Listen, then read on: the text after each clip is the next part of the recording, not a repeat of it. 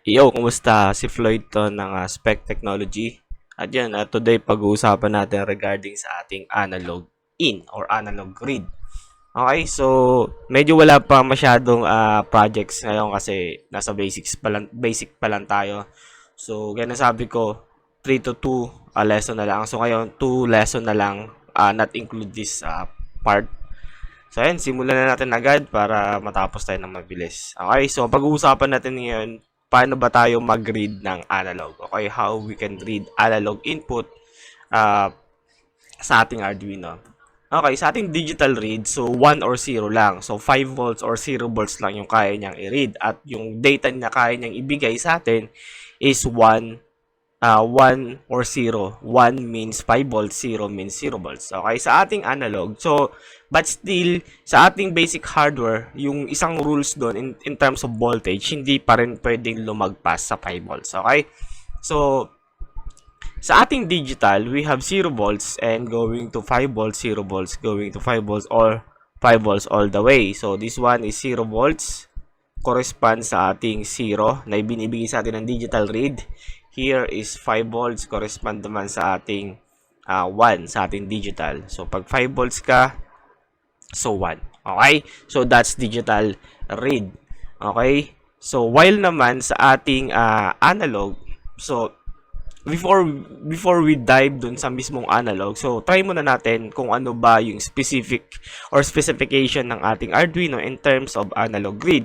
So yung ating Arduino is meron tayong 10-bit resolution. We have 10-bit resolution. Okay? So ano ba yung 10-bit resolution na sinasabi ko? Okay, yung 10-bit resolution na yun is nagde-define yun kung gaano kaliit yung kayang i-read ng ating Arduino in terms of voltage. Okay? So, yung 10-bit na yan, kung i-convert natin into decimal, base 10 number, which is yun yung normal na number na ginagamit natin, is 1024. Or 1024. Okay? That's 10-bit. Okay, so, gaya na sabi ko, yung ating Arduino is kaya niyang mag-read from 0 volts up to 5 volts. Okay? 0 volts and 5 volts. So, yung resolution is nag-a-apply dyan sa 5 volt to 0 volts. Okay? Kung reference voltage natin is 0 to 5 o 5 volts yung reference voltage natin, so nag-a-apply dito yung 1024 na bit. Sa paano paraan, yung 5 volts na yan, hahatiin niya into 24 chops. Okay? So, hatiin niya yan up to 1024 chops. Okay? So, ang mangyayari dyan, so we have this 0 going sa 1023. Okay, nagtataka kayo bakit 1023? Kasi nga, nagsimula yung counting natin from 0, which is, pag-i-include natin yung ating 0, so pag kinount mo yan, up to 1023, magiging 1024 siya, which is 10-bit. Okay? So, ngayon, so hahatiin niya yung ating 5 volts into 1024 chops. So, gaano ba kaliit yung kaya niyang i-read? So, open natin yung ating calculator. Open and yan. So, naka-open na yung ating calculator. So, we have this calculator. We have 5 volts na maximum na dapat natin i-read divided by 1024 chops. At gaano ba kaliit yung kaya niya? So, we have 0.00488 volts. Or kung i-times natin into 1,000 para maging millivolts siya, maging 4.88 millivolts yung kaya niyang i-read. So, lagi natin tandaan, this sa resolution na 1024, ang kaya niyang i-read is 4.88 millivolts. Okay? So, yun yung tandaan natin. Ngayon, like for example, so, ito yung ating input side. These are input side. Okay? Yan. Tapos, pag nag-analog read tayo, which is yung ating ADC, analog to digital converter, so, ang ibibigay niya sa atin is etong number. Hindi niya ibibigay sa atin yung mismong voltage. So, ngayon, like for example, nagkaroon ako, yung voltage sa input A0 ko is 4.99. So, ano yung ibibigay niya? Of course, ang ibibigay niya sa atin is yung output nito is nasa 1. Okay? Same with pag maximum 5 volts ang ibibigay ng ating analog read is 1023. Okay? So, along the way, like for example, naging, what do you call this? 9.76. So, 9.76 times 2 nga natin ito. Times 2, yeah, 9.76. Okay, like 9.765 millivolts. So, ano yung makukuha natin sa analog or ano yung ibibigay ng ating analog input na reading? So, dito siya. So, this one is 4.8. Tapos, 9.76. This one. So, ang ibibigay niya sa atin is 2. So, that's how resolution works in analog. At paano nag-work yung ating analog input in terms of Arduino. Okay, punta naman tayo sa ating Arduino hardware itself. So, kung natatandaan nyo, sa ating basic hardware ng ating Arduino, we have specific pin to read analog input. Yun, ang pin na yun is from A0 up to A5. That's analog 5. Okay, ayan lang yung may capabilities na pwedeng mag-read ng ating analog input. Okay, the rest is hindi na kaya ng... Like for example, if you use digital pin to read analog input, hindi nyo yun kaya. Okay, kasi nga, pang digitals lang siya. While meron naman tayong pang analog input na from 0 to 5, which is 6 na pin na pwedeng gamitin natin to read analog input voltages. Okay, so sa ating example is we need to have a potentiometer. Okay, we need to have a potentiometer, a breadboard, and Arduino, and of course, jumper wires. Okay? Ayan, so ayan. We have this potentiometer here, and jumper wires, ayan, and Arduino. Okay? So, ayan. So, sa ating potentiometer, bakit ito yung pinili ko, is yung ating potentiometer is as a voltage divider or dynamic voltage divider. Okay, so kung hindi nyo to naiintindihan kung ano ba ibig sabihin ng voltage divider is I give you quick overview.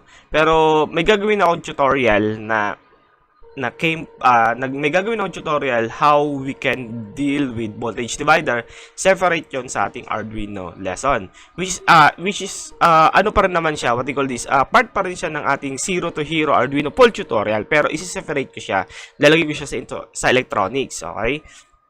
Like for example, I put it into the 5B sa ating Arduino and GND ng ating Arduino, okay? Okay, so ang gagamitin kong potentiometer is 10k ohms. Okay, 10k ohms. Ayan. So, etong part na to is ito yung ating wiper terminal. Okay, so may tatlong terminal yung ating potentiometer. Tagbabago yung kanyang resistance here or dito sa R1 natin and R2 depend yung position ng ating wiper or knob. Okay, like for example, this one is 5k. And this one is 5K also. So, ang output nito is 2.5 volts. At yun mismo ang kayang i-read ng ating, at i-hook up natin to sa ating A0 to read or A0 to A5. Ngayon, pag binago natin yung knob, going up naman, so, etong part na to, so, tataas yung voltage natin. Pwede maging 3 volts, 3.5 volts, 4 volts, up to hanggang 0 na yung R1 natin and 10K na yung ating R2, so 5 volts na siya. So, ganun lang yung ating basic yung ating potentiometer. Pero, but if you want to know yung voltage divider calculation, so, see you on electronics lesson or tutorial. Okay? Okay, so punta tayo sa ating Tinkercad. So, ito yung ating Tinkercad. Don't worry, yung every lesson is nagpo-provide ako ng Tinkercad dun sa comment. Included also program niya. So, gusto mo maglaro using this Tinkercad, you can also use Tinkercad as your simulator in your Arduino. Okay, gaya na sabi ko, is yung ating potentiometer here in actual, though. So, ito yung ating potentiometer, 10K to. So, you can use 10K or 5K potentiometer, 20K, it's okay lang din naman. Okay? So, malalaman natin yung sa electronics pag pinag-aralan natin. Okay? So, nakikita nyo, we have 3 terminals, 1 and 2, 3. So, meron tayong terminal 1, 2, 3. So, yung terminal 2 and 3, yung dulot-dulo, pwede itong magbago. Pwede itong yung 1 and pwede yung 1 sa GND or yung 3 sa 5B or magkabaligtad sila yung 1 sa 5B, yung GND is sa terminal 3. Yung gitna natin is always papunta sa ating analog input ng ating Arduino. Okay? So, ito yung ating potentiometer. So, pag pinihit ko to, yung resistance from 1 to 2 is nagbabago as well as yung 2 to 3 nagbabago. Yun yung R1, R2 na sinasabi ko kanina. So, in short, yung voltage na kung susupply mo to ng 5 volts, of course, hindi lalagpas sa 5 volts yung ating voltage. Kahit i-maximum pihit natin tong knob natin, 5 volts lang kasing supply niya. Okay?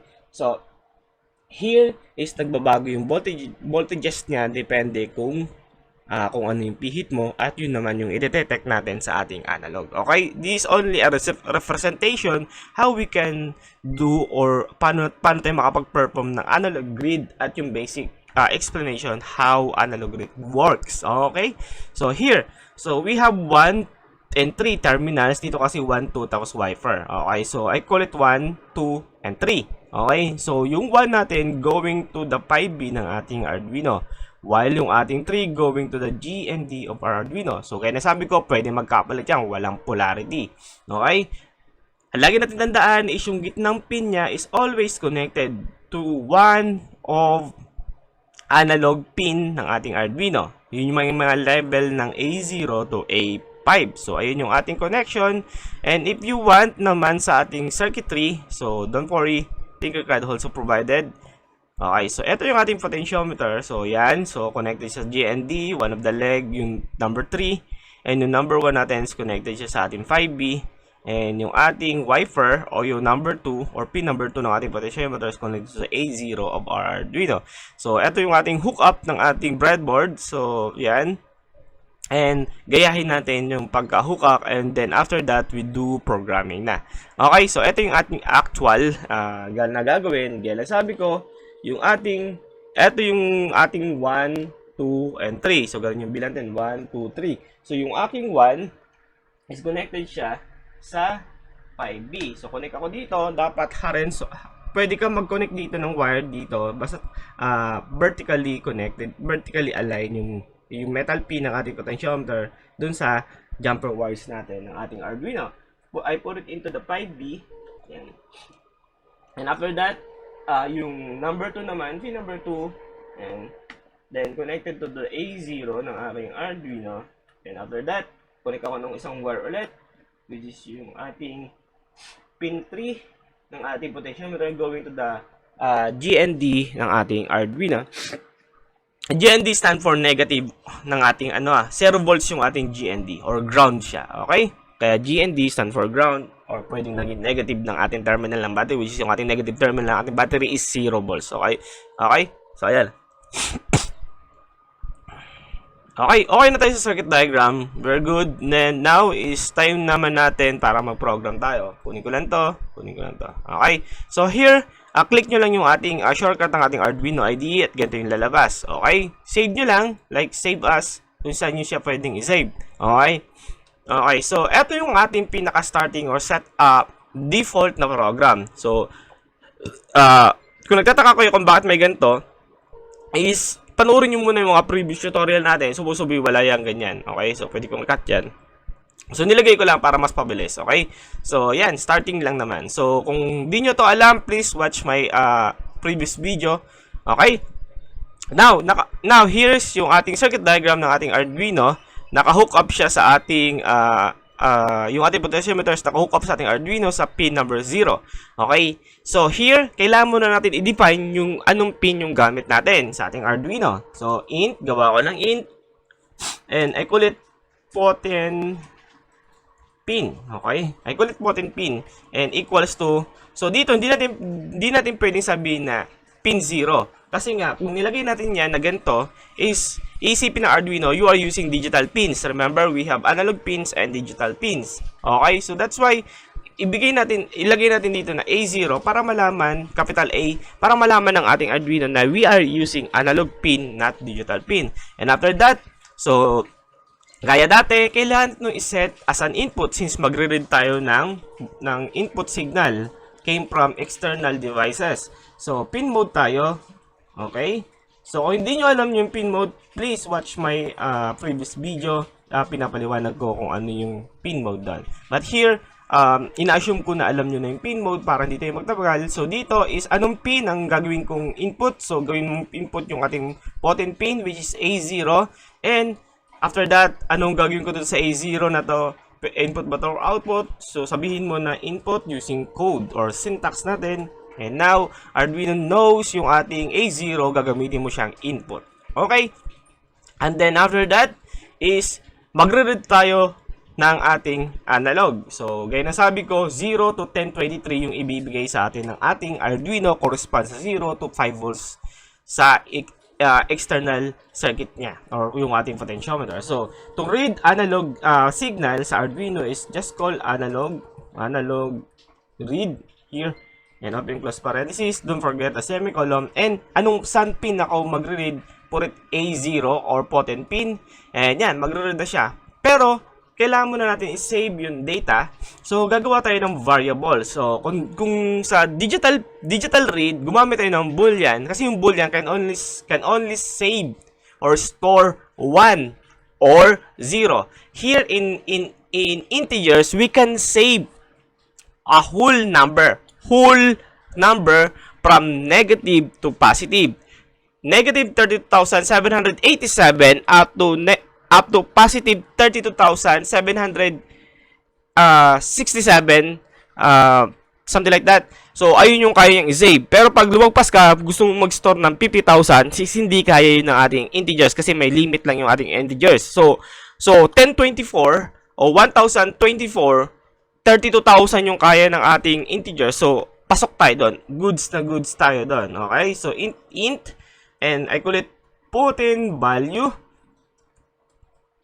And, storean ko muna siya ng 0 for now. Okay? This one is for our pin number and this one for storage natin. Okay? So, just copy this.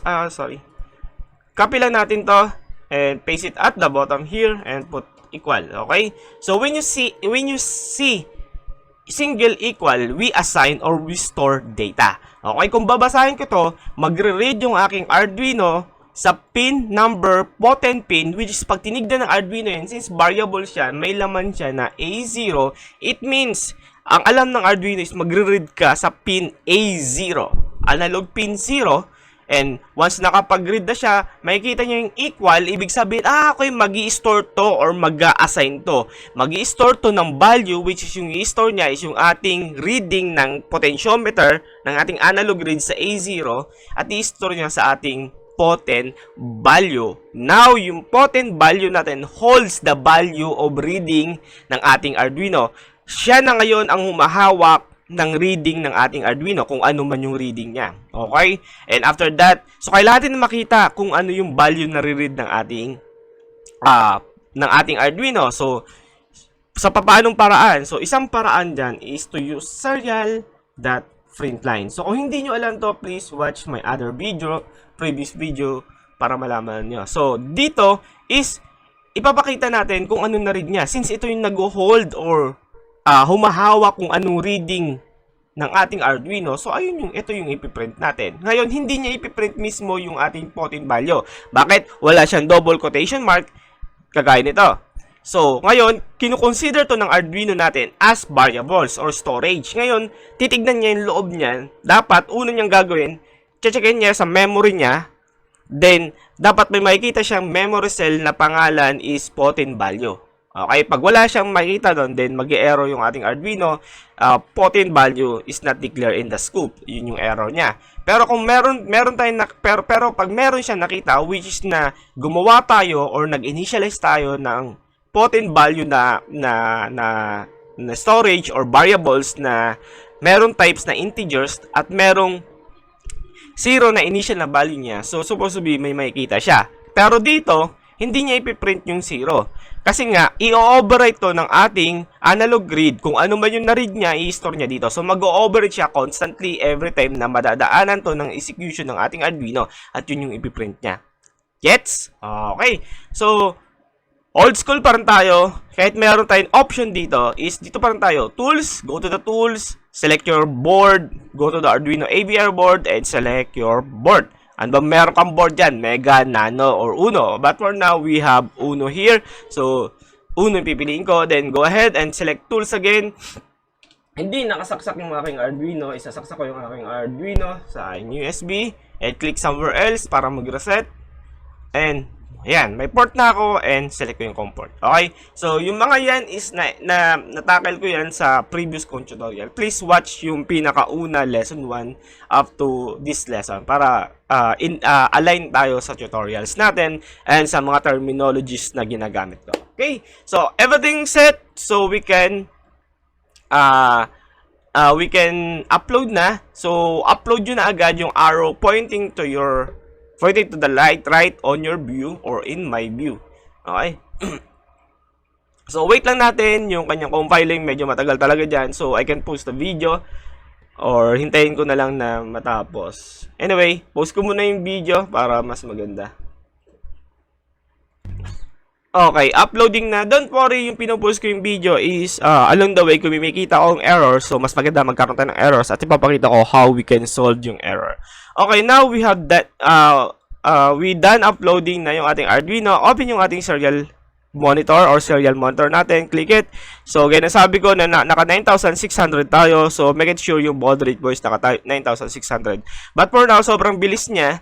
And, pag binago ko yan is, magbabago yan papuntang, wala.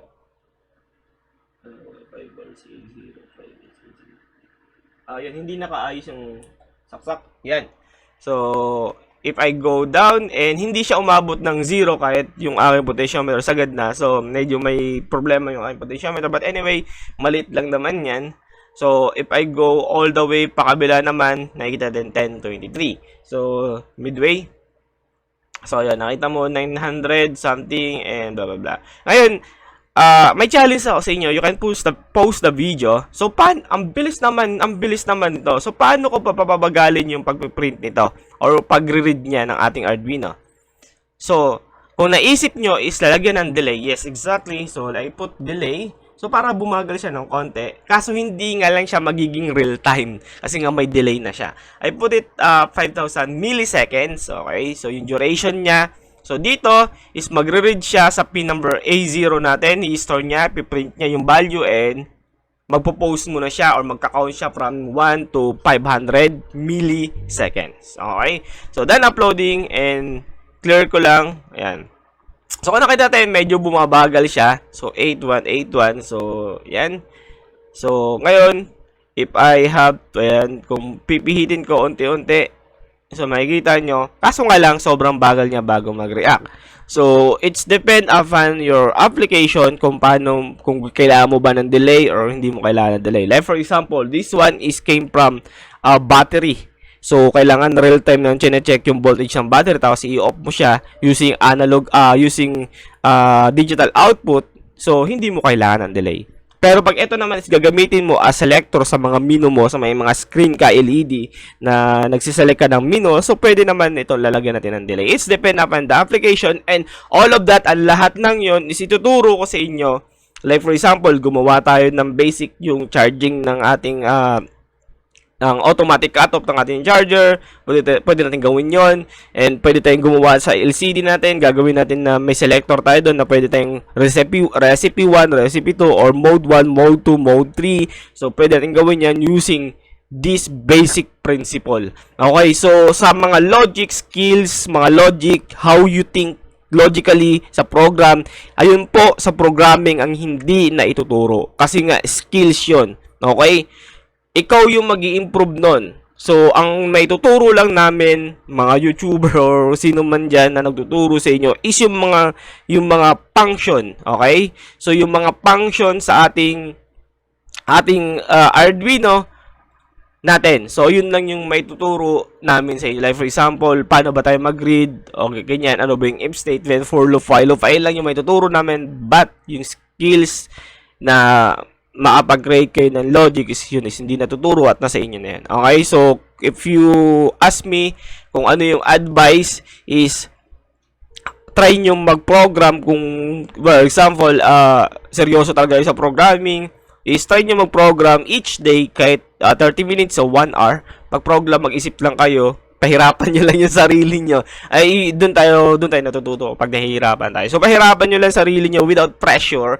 So, pahirapan nyo lang and matututo naman kayo. Okay? So, that's how analog grid, ayun yung ating analog grid at kung paano tayo mag-grid. So, sa calculation, we can, like for example, yan. Sir, hindi namin yan kayang, gusto namin malaman, Floyd, gusto namin malaman yung what do you call this, yung equivalent voltage nito. So, we can reverse back the calculation. Basic math lang naman yon, like for example. Okay? So, alam natin na here, yan, 0 volts to 5 volts. And dito, ang ginagawa ng ating analog is kino-convert yung 0 to 5 volts into 1023, 0. Okay? So, we can calculate that. Like, for example, ito yung ating analog read, okay? A read divided by 1024. 1024, kasi 24 chop niya. Open and close parenthesis. Sundin natin yung PEMDAS kasi ino-honor ng Arduino yung PEMDAS in terms of calculation sa math, and times natin sa saan ba natin ibabalik. So, ilalagay natin sa ating 0.00 or 5 volts. Okay, so we can put this basic math into code. So, pag nagmamat na kayo at tina-transfer mo at kino-convert mo na yung mathematics equation mo or mathematics kung ano man yung mathematics mo, is, ang tawag na dyan is algorithm. Okay? So, that's include math and program. Okay? So, kahit ganyan lang yan, we still call algorithm kasi nasa definition yan ng algorithm. Okay? Basic algorithm nga lang. But anyway, still algorithm pa rin. Here, so, kailangan natin may 0.1, 0.2, 0.3. So, ang integers hindi niya kaya save ng point, okay, decimal. So, we have float. Okay? Ito is kaya niya mag-save ng whole number at decimal point. So, this one is, I call it voltage, is equals to 0.00 muna for now. Okay? So, dito, i-calculate ko pabalik. Okay? So, dito is here, like for example, hayaan natin yan. And dito is, I call it voltage. Ayan, is equals to, gaya ng dito sa calculation natin, analog grid divided by 1024 chops times 5. With open and close parenthesis. So, dito is yung ating analog grid. Ito yun. Ito yung nag-hold ng ating analog grid. Ayan. So, open and close parenthesis na natin. Ayan. PEMDAS rule. Okay? So, divided by, so, yan mag-divide sa ating Arduino. Pero yung sa math, separate video sa ating Arduino, pero pinapakita ko lang muna sa ngayon. And I divided by 1024. Lagyan natin ng 0.00 para maging analog siya. Okay, and after that, we multiplied by 5.00 or 5 volts. Okay, now, ito na ngayon yung ating voltage. Ngayon, pwede natin siyang i-print dito. Okay, so here, gagamit ako ng, hindi ako gagamit dito ng print line muna. So, yan. So, for now, ganito muna. Gayahin nyo muna ako and ipapakita ko naman sa inyo sa separate video how we can work on data processing. Included this printf, print serial, mga ganun. Okay? So, gayahin nyo muna to. Basta tandaan nyo yung calculation na ganito. And I call this one is a voltage. Yan. Ln. And after that, gusto ko muna mag-print ng something ganito. Yung mga escape tag kasi natin is sa home automation natin pag-aaralan yan. Okay? And this one is voltage. Copy ko lang to. Paste it at the bottom. And tanggalin natin itong line. And okay. So, eto na ngayon yung ating conversion ng ating analog read. Ibabalik na natin siya kung ano yung nare-read yung voltage. Okay? So now, all goods. Upload.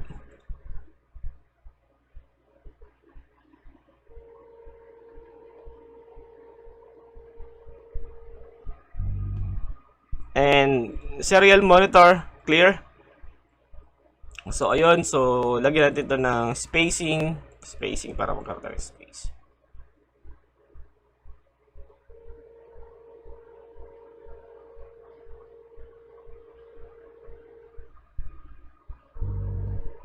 And going to serial monitor, clear output. Now here, we have analog value na 240. Ang equivalent niya is 1.7. So, if we try natin itaasan, babaan. So, 0.3. Try natin taasan up to 5 volts. So, ayan. So, 10.23, 5 volts, babaan natin. So, makikita nyo, nagbabago siya. Ayan. So, i-calculate nyo na lang sa actual calculator kung i-check nyo kung tama or mali. Pero, supposedly, malaki yung confidence ko na tama yung calculation natin. Okay? So, that's how we do analog read. Okay? So, magagamit natin yan sa mga home automation natin pag-monitor ng battery using voltage divider and other stuff. Okay? So, sana naintindihan nyo yung analog read. If you have question, recommendation, feel free to comment my video. Okay? So, kahit anong man yan, is-checkin natin at kung possible, is gagawin natin. Okay? Okay? Once again, I'm Floyd from the Spec Technology at magandang umaga sa ating lahat at mag-iingat po tayo palagi.